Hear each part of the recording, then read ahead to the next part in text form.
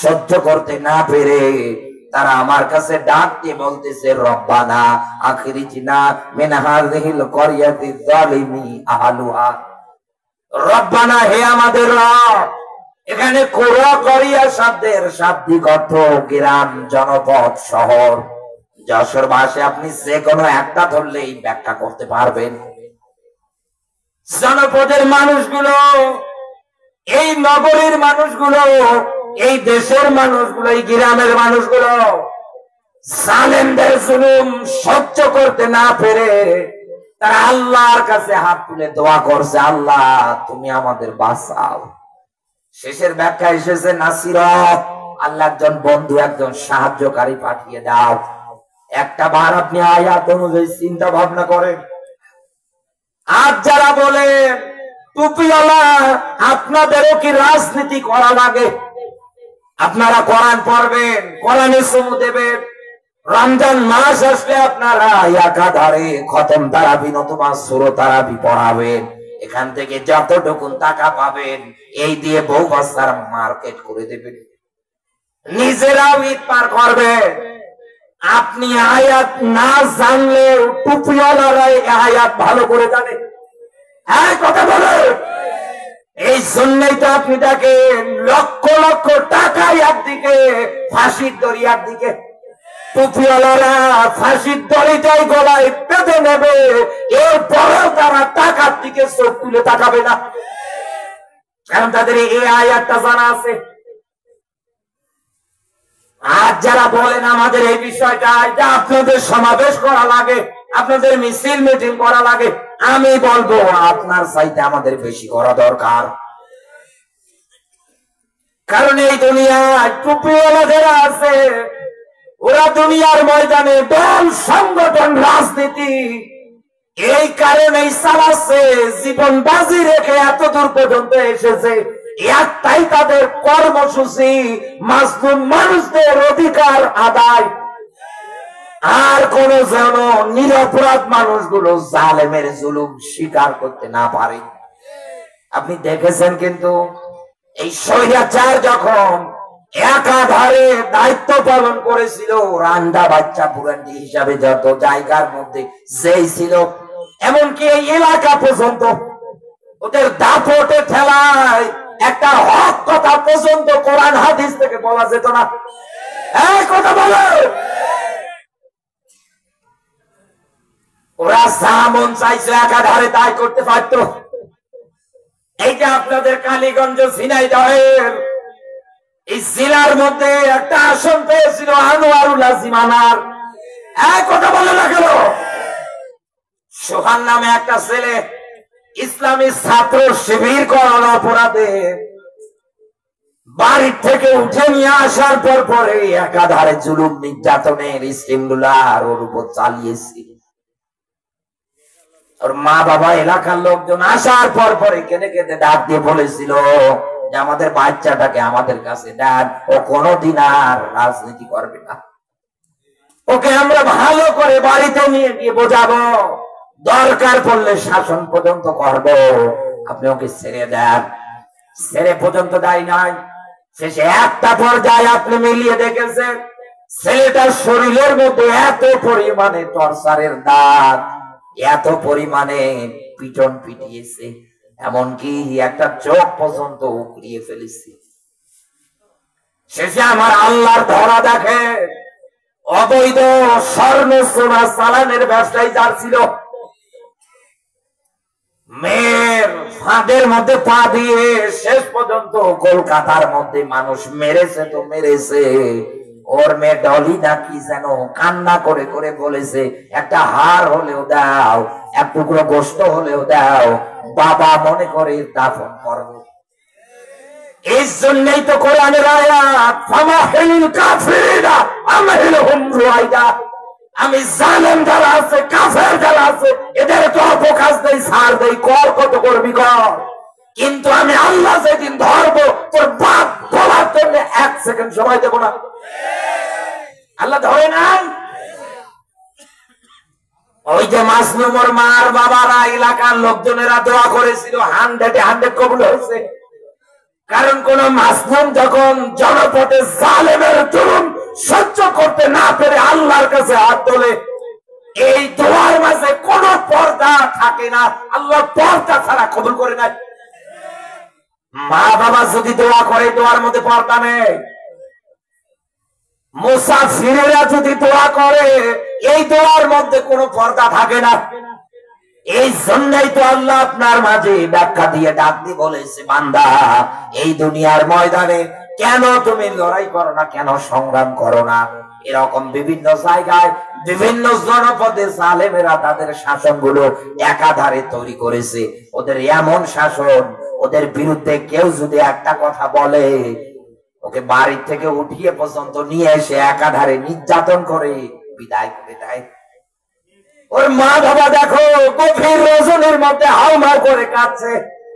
তোমার সন্তান তোমাকে জড়িয়ে ধরে ঘুমালো, ওনার সন্তানটা ইসলামী ছাত্র শিবির করার কারণে তাকে ক্রস ফায়ার দিয়ে বিদায় করেছে। আল্লাহ বলেন কেন লড়াই করো না? এই লোকগুলো তো মাজলুম, এদেরও তো অধিকার আছে স্বাধীনভাবে বাঁচার, আপনি তো বাঁচতে দিলেন না। এই এলাকারও কত মানুষের জীবনী আপনি মিলিয়ে দেখেন, এই হিসাব অনুসারে ক্রস ফায়ার পর্যন্ত তাদের উপরে কার্যকর করেছিল জালেমেরা। বাংলাদেশের প্রায় জেলাগুলোতে আমি এখন যাচ্ছি, যাওয়ার পর পরে আগের বাংলাদেশ আর এখনকার বাংলাদেশ পুরোটাই আলাদা। কত মানুষ এরকম সভাপতির আসনে, এই যে সেদিন ঝিনাইদহে পেয়েছিলাম শৈলকুপায়, 1.5 ঘন্টা 2 ঘন্টা কথা বলেছি, ওঠে বসেছিল আল্লাহর বান্দা। ওয়াজ শেষে ডাক দিয়ে বলছে, ভাই আমার জন্য একটু দোয়া করবেন, আমার আল্লাহ আমার জীবনটা ভিক্ষা দিয়েছে আমাকে। ডাক দিয়ে বললাম কেন? বলছে ভাই শুধু ইসলামী আন্দোলন করার কারণে আমি 4 বার ক্রস ফায়ারের মধ্যে পড়েছিলাম। আপনি টের পাচ্ছেন?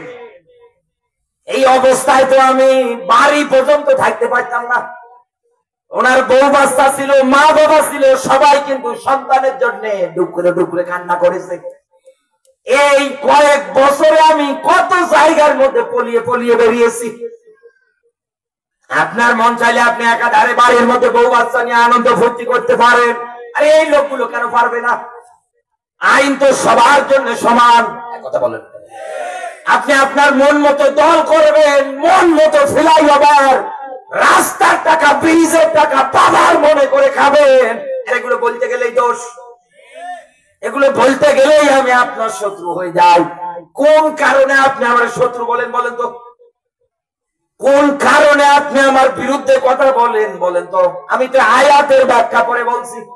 আল্লাহ তো আমার উপরে লড়াই সংগ্রামটা নামাজ রোজার মতো ফরজ করেছে। আমি যদি না বলি, আর আমি এই দুনিয়ায় যদি আমার যতটুকু শক্তি, যতটুকু মেধা, যতটুকু যোগ্যতা, এই অনুসারে যদি মাজলুমদের অধিকার আদায়ের জন্য কাজ না করি, কিয়ামতে তো আল্লাহ আমাকে ধরবে। একটা মানুষও বাঁচার মতো কায়দায় থাকবেন না। আল্লাহ পাক বলেন, ইন্নাহু লাযিকরুন লাকা ওয়া লিকাওমিকা ওয়া সাওফা তুসআলুন। এ নবী নিশ্চয় নিশ্চয় আপনাকে এবং আপনার কওম যারা আছে, উম্মত যারা আছে, জাল কাফাররা জিকির, জিকির মানে কোরআন, আমি মানার ব্যাপারে কিয়ামতের ময়দানে জিজ্ঞাসা করব। ও নবাবজাদা সলিমুল্লাহ, তুমি আজকে কোরআনের আইনের বিরুদ্ধে কথা বলো, তোমার কি একটা বারের জন্য আয়াত মনে পড়ে না? আলহাকুমুত তাকাসুর, দুনিয়ার ধন সম্পদ, টাকা পয়সা, এই দুনিয়ার ময়দানে প্রচুর্য, এইগুলোর পিছনে মানুষ যেন ছোটাছুটি না করে, এই জন্যই আল্লাহ কোরআনে সূরা তাকাসুর নাযিল করে দিয়েছে। আমি আপনাকে সূরা তাকাসুর পড়ার জন্য আহ্বান করে গেলাম, পড়েন। জ্বলন্ত ব্যাখ্যা রেখেছে আপনার জন্য।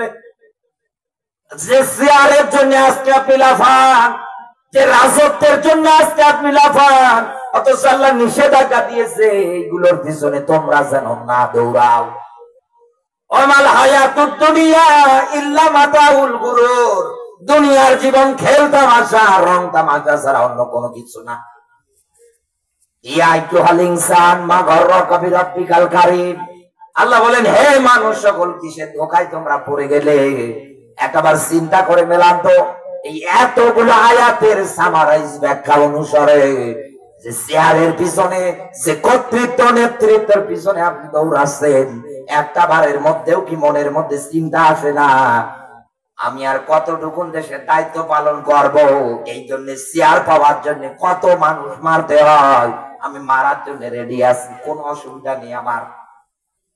একটা বারের জন্য কি আপনার মনের মধ্যে চিন্তা আসে না এতদিনে আমি এই পর্যন্ত পরিকল্পনা করে আসলাম, এটা কার্যকর করব?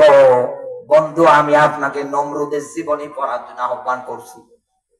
আপনি তো 56,000 বর্গ মাইলের দেশের রাষ্ট্র চাচ্ছে, আর অথচ নমরুদ কত বড় রাজত্ব ছিল তার। আমার আল্লাহ চেয়ারে বসিয়ে জুতা পেটা করে দুনিয়া থেকে বিদায় করেছে। আল্লাহ কিন্তু আজও আছে। আপনার রাজনীতি, আপনার দুনিয়ার ময়দানে কাজ কারবার, আপনার সংগঠন, এটা যদি মাজলুমদের অধিকার আদায়ের জন্য না হয়, কিয়ামতে ধরা খাবেন আপনি। আল্লাহর কসম করে বলছি, ধরা খাবেন। এই যে বাংলাদেশে এখন নিবন্ধিত প্রায় 48টা দল আছে, কেমন মায়ের বেটা আপনি? আসেন কোরআনের আয়াত দিয়ে দেখান। আসেন, আপনি যে রাগ দেখান, আপনি যে উল্টা পাল্টা কথা বলেন, আসেন, আমি আপনাকে আহ্বান করছি, চ্যালেঞ্জ করছি। আল্লাহ বলে, লাতাকুম মিনকুম উম্মাতুন ইয়াদউনা ইলাল খায়র। সূরা আলে ইমরান 104 নম্বর আয়াত। মোবাইলে কোরআন শরীফ থাকলে বের করেন, বাড়িতে থাকলে গিয়ে মেলাবে। আল্লাহ বলেন, দল যদি করতে হয় তোমাদের মধ্যে একটা মাত্র দল থাকা লাগবে। এক কথা বলে না কেন? দল করতে গেলে দল কয়টা? আরো জোরে বলে, দল একটা। আল্লাহ বলেন, এই একটা দলের কর্মসূচি ইয়ামুরুনা বিল মারুফ, সৎ কাজে আদেশ,